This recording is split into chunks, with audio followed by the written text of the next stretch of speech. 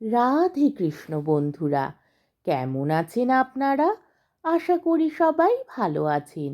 আজকে আবার একটা নতুন ভিডিও নিয়ে হাজির হয়ে গেছি। ভিডিওটি শেষ অবধি দেখার অনুরোধ রইল। আজকের গল্প বিভূতিভূষণ বন্দ্যোপাধ্যায়ের মায়া। আজকে গল্পের তৃতীয় পর্ব বা শেষ পর্ব। সেদিন দুপুরে এক ঘটনা ঘটল। আমি ভাত নামিয়ে হাঁড়ি রাখতে যাচ্ছি, এমন সময় দোতলার বারান্দাতে অনেক লোক যেন একসঙ্গে হেসে উঠল। সে কি ভীষণ অট্ট হাসি! আমার গা যেন দোল দিয়ে উঠল সে হাসি শুনে। খিলখিল করে হাসি নয়, খলখল করে হাসি। আকাশ বাতাস থমথমিয়ে উঠল সে হাসির শব্দে। ভাত ফেলে রেখে দৌড়ে গেলাম। রোয়াকে গিয়ে ওপরের দিকে দেখি কিছুই না। নিচের জানলা যেমন বন্ধ, ওপরের ঘরে সারবন্দি জানলা তেমনই বন্ধ। হাসির লহর তখন থেকে নিশ্চুপ হয়ে গিয়েছে। ব্যাপার কি? কোনো বদমাইশ লোকের দল উপরে আড্ডা বেঁধেছে? উপরের সিঁড়ির মুখে গিয়ে দেখি দরজায় তেমনই কুলুপ ঝুলছে। আমার ভয় হয়নি, কেননা দিনমান, চারিদিকে সূর্যের আলো। এ সময় মনের মধ্যে কোনো ভূতের সংস্কার থাকে না। এই হাসি যদি আমি রাত্রে শুনতাম, তবে বোধহয় ভয়ে অজ্ঞান হয়ে যেতাম। চাবি দিয়ে দাঁত খুলতে হতো। রান্নাঘরে ফিরে এসে ভাতের ফ্যান গেলে ঝিঙের তরকারি চাপিয়ে দিই। প্রচুর ঝিঙে জঙ্গলে ফলেছে, যত ইচ্ছে তুলে নিয়ে খাও। আমারই বাড়ি, আমারই ঝিঙে লতা। মালিক হওয়ার যে একটা মাদকতা আছে, তা কাল থেকে বুঝছি। আমার মতো গরিব বামুনের জীবনে এমন জিনিসেই প্রথম। কান পেতে রইলাম ওপরের ঘরের কোনো শব্দ আসে কিনা শুনতে। ছুঁচ পড়বার শব্দও পেলাম না। খেয়ে দিয়ে নিজের মনে বিছানায় গিয়ে শুয়ে ঘুমিয়ে পড়েছি। ঘুমের ঘোরে শুনছি ঘরের মধ্যে অনেক লোক কথাবার্তা বলছে, হাসছে।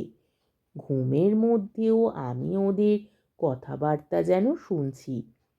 যেমন কোনো বিয়ে বাড়িতে ঘরভর্তি লোকের মধ্যে ঘুমিয়ে পড়লে লোকজনের গলার শব্দ ঘুমের মধ্যেও পাওয়া যায়, হয়তো সবটাই আমার মনের ভুল।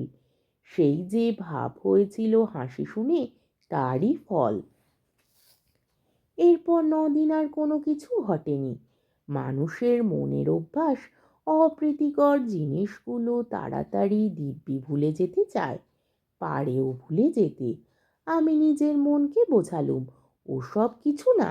কি শুনতে কি শুনেছি, বউ দেখা চোখের ভুল, হাসি শোনাও কানের ভুল, সব ভুল।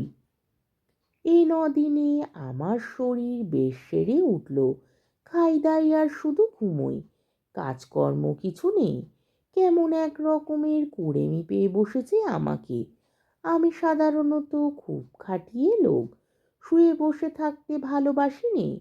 কিন্তু অনেক দিন ধরে অতিরিক্ত খাটুনির ফলে কেমন এক রকমের অবসাদ এসে গিয়েছে। শুধুই আরাম করতে ইচ্ছে হয়। 9 দিনের দিন বিকেলে মনে হলো রান্নাঘরের পেছনে সেই ঝিঙের জঙ্গলটা কেটে একটু পরিষ্কার করি।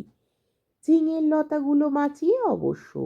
ওখানে ঝালের চারা পুঁতব। আর একটা চাল কুমড়োর এঁটোলতা হয়েছে ওই জঙ্গলের মধ্যে, সেটা বাঁশের কঞ্চি দিয়ে রান্নাঘরের ছাদে উঠিয়ে দেব। এই বাড়িতে কাজ করে সুখ আছে, কারণ দা, কোদাল, কাস্তে, নিরেন, শাবল, কুড়ুল সব মজুদ আছে। ঘরের কোণে একটা হাত করা তিস্তক। অল্পক্ষণ মাত্র কাজ করেছি, আধ ঘন্টাও হবে না। হঠাৎ দেখি সেই বউটি ঝিঙে তুলতে এসেছে। নিচু হয়ে ঝোপের মধ্যে ঝিঙে তুলছে। সঙ্গে সঙ্গে দোতলার ঘরগুলোর মধ্যে এক মহাকলরব উপস্থিত হলো। অনেকগুলো লোক আন্দাজ জন 50 একসঙ্গে যেন হৈ হৈ করে উঠল। সব দরজা জানলা যেন একটা ঝড়ের ঝাপট লেগে একসঙ্গে খুলে গেল। বন কাটা ফেলে আমি ওপর দিকে চেয়ে দেখলাম, সামনের রোয়াকে এসে দাঁড়ালাম। কই, একটা দরজা জানলার কপাটও খোলেনি দোতলার, যেমন তেমনই আছে। ব্যাপার কি? বাড়িটার মৃগী রোগ আছে নাকি? মাঝে মাঝে এমন বিকট চিৎকার ওঠে কেন? এবার তো ভুল হবার কোনো কথা নয়। সম্পূর্ণ সুস্থ মনে কাজ করতে করতে এই চিৎকার আমি শুনেছি এইমাত্র। এখন আবার চারিদিক নিঃশব্দ, কোনো দিকে কোনো শব্দ নেই। সেই বউটি আবার ঝিঙে তুলতে এসেছে এই গোলমালের মধ্যে। দৌড়ে গেলাম রান্নাঘরের পেছনে, সেইখানেও কেউ নেই। সেদিন রাত্রে এক ঘটনা ঘটল, ভারী মজার ঘটনা বটে। খেয়ে দিয়ে সবে শুয়েছি, সামান্য তন্দ্রা এসেছে। এমন সময় কিসের শব্দে তন্দ্রা ছুটে গেল। চেয়ে দেখি আমার বিছানার চারপাশে অনেক লোক জড়ো হয়েছে। তাদের সবারই মাথায় লাল পাগড়ি, হাতে ছোট ছোট লাঠি। আশ্চর্যের বিষয়, সকলেরই মুখ দেখতে একরকম। একই লোক যেন 50টি হয়েছে, এই রকম মনে হয় প্রথমটা।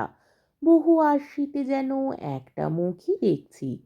কে যেন বলে উঠল, আমাদের মধ্যে আজ কে যেন এসেছে।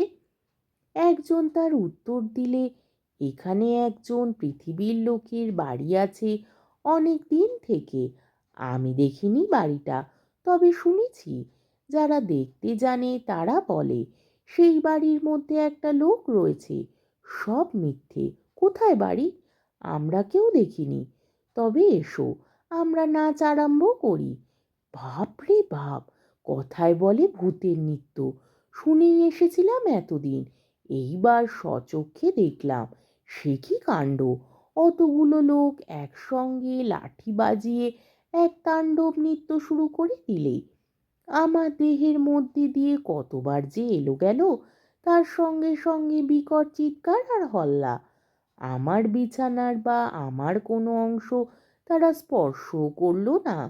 আমি যে সেখানে আছি তাও যেন তারা জানে না। ওদের হুঙ্কার আর ভৈরব নৃত্যে আমি জ্ঞান শূন্য হয়ে গেলাম। যখন জ্ঞান হলো, তখন শেষ রাত্রি জ্যোৎস্না খোলা জানলা দিয়ে এসে বিছানায় পড়েছে। সেই ফুলের অতি মৃদু সুবাস ঘরের ঠান্ডা বাতাসে। আমি আধ অচেতনভাবে জানলার বাইরের জ্যোৎস্না মাখা গাছপালার দিকে চেয়ে রইলাম। কতক্ষণ পরে জানি না ভোর হয়ে গেল। বিছানা ছেড়ে উঠে দেখি ঘুমের কোনো ব্যাঘাত হয়নি। সুনিদ্রা হলে শরীর যেমন ঝরঝরে আর সুস্থ হয়, তেমনই বোধ করছি। তবে সে ভূতের নাচ কে দেখেছিল? সে নাচ কি তবে ভুল? খেয়ে দিয়ে পরম আরামে শুয়ে ঘুমিয়ে পড়ে স্বপ্ন দেখেছি? তাই যদি হয়, তবে এই শেষ রাত্রে ঠান্ডা বাতাসে যে ফুলের সুবাস পেয়েছি, তা কোথা থেকে এলো? সেই বউটি যখন চলাফেরা করে, তখনই অমন সুবাস ছড়ায় বাতাসে। সুবাসটা ভুল হতে পারে না। এখনো সে গন্ধ আমার নাকে লেগে রয়েছে। কোনো অজানা বনফুলের সুবাস হয়তো। তাই হবে। তেল কিনতে গিয়েছি দোকানে। দোকানি বললে, কিরকম আছো? বলি, কিছু দেখছো নাকি? না। শুনছো কিছু? না। তুমি দেখছি সাধু লোক, টুকটাক জানো নাকি? ভূতের মন্তর। তেল দাও, চলে যায় ওসব বাজে কথা। আচ্ছা, একটা মেয়েকে ওখানে কোনো দিন দেখোনি? বউ মতো। কোনো গন্ধ পাওনি? কিসের গন্ধ? কোনো ফুলের সুগন্ধ? না। খুব বেঁচে গিয়েছো তুমি। তোমার আগে যারা ওখানে থাকতো, তারা সবাই একটি বউকে দেখতো ওখানে প্রায়। এমন হতো শেষে ও বাড়ি ছেড়ে তারা নড়তে চাইতো না। তারপর রোগা হয়ে দিন দিন শুকিয়ে শেষ পর্যন্ত মারা যেত। দুটি লোকের এই রকম হয়েছে এ পর্যন্ত। বাড়িতে ভূতের আড্ডা। ভূতে লোককে পাগল করে দেয়। তাদের কাণ্ডজ্ঞান থাকে না। এমন ভালো লাগে এ বাড়ি, না খেয়ে না দিয়ে ওখানে পড়ে থাকে, ছেড়ে যেতে চায় না। তুমি দেখছি ভূতের মন্তর জানো। আমরা তো ও বাড়ির ত্রিসীমানায় যাইনি, মাথা খারাপ করে দেয় সাধারণ মানুষের। তেল নিয়ে চলে এলাম, ভাবতে ভাবতে এলাম মাথা খারাপ হওয়ার সূত্রপাত আমারও হলো নাকি। বাড়ির সীমানায় পা না দিতেই আমারও মনে হলো, না, সব ভুল, পরম সুখে আছি, এ ছেড়ে যাব কোথায়? বেশ আছি, খাসা আছি, তোফা খাসা আছি।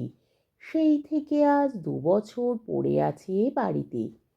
চক্রবর্তী মশাই মাইনে টাইনে কিছুই দেয় না, তাতে আমার কিছু আসে যায় না।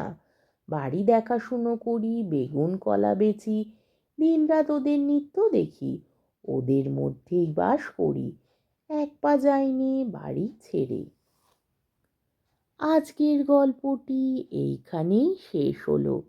আমার ভিডিওটি যদি আপনাদের ভালো লেগে থাকে তাহলে আমাকে কমেন্টের মাধ্যমে আপনাদের মূল্যবান মতামত অবশ্যই জানাবেন এবং আমার ভিডিওটিকে লাইক ও শেয়ার করার ও আমার চ্যানেলটিকে সাবস্ক্রাইব করারও অনুরোধ রইল। তাহলে আজকের ভিডিওটা এই অবধি।